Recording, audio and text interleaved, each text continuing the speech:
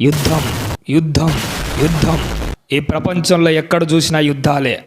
ఈ యుద్ధాలతో ఎంతోమంది ప్రాణాలు పోతున్నాయి. దేవుడికి ఎంత బాధ ఉంటుందో ఒక్కసారి ఆలోచించండి. దేవుడు యుద్ధం చేయమన్నది మనుషులతో కాదు, నీలో ఉన్న బలహీనతలతో, శరీర కార్యాలతో యుద్ధం చేయమన్నాడు. ఆ తర్వాత గెలవమన్నాడు.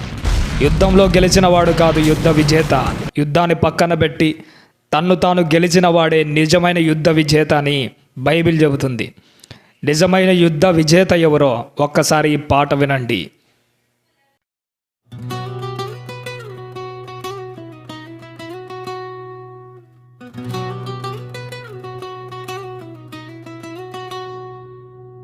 ఎన్నాళ్ళు ఈ మారణ హోమం,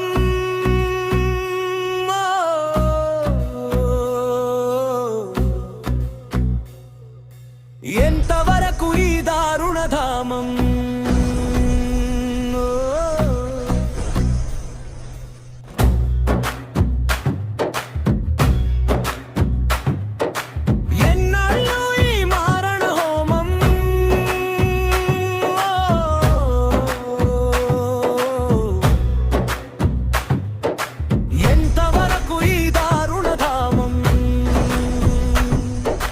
మనిషికి తెలియద యుద్ధం చేయవద్దని, నిర్దాక్షిణ్యంగా చంపడం వద్దని. మనిషికి తెలియద యుద్ధం చేయవద్దని, నిర్దాక్షిణ్యంగా చంపడం వద్దని. ఎప్పుడు ఆగుతుంది మారణకాండ?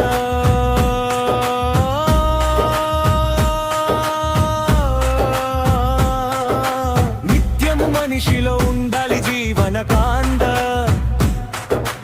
ఎప్పుడు ఆగుతుంది మారణకాండ? నిత్యము మనిషిలో ఉండాలి జీవనకాండ.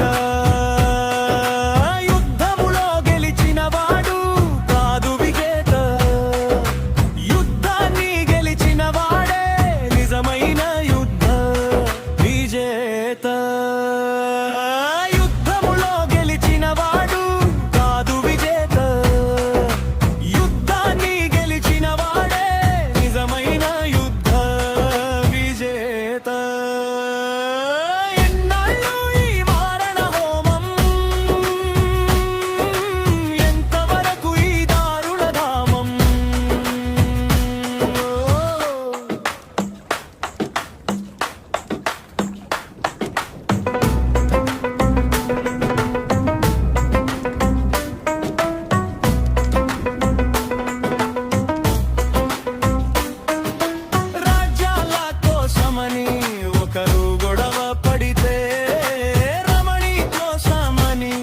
మరొకరు గాయపడితే,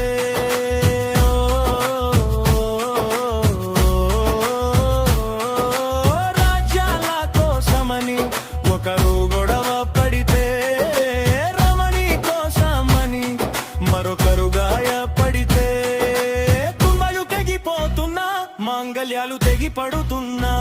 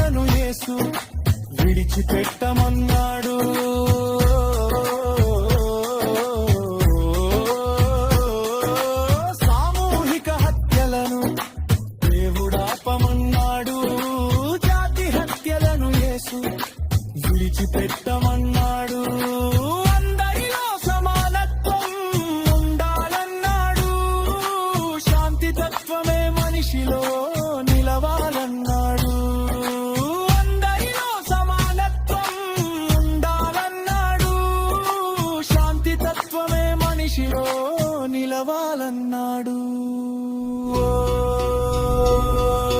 పొగడ్తలతో మనిషిని యుద్ధం చేయమన్నాడు అసూయను వాక్యంతో నరికి వేయమన్నాడు పొగడ్తలతో మనిషిని యుద్ధం చేయమన్నాడు అసూయను వాక్యంతో నరికి వేయమన్నాడు శరీర కార్యాలను గెలిచిన వాడే యుద్ధ విజేత మదమాశ్చర్యాలను గెలిచిన వాడే యుద్ధ విజేత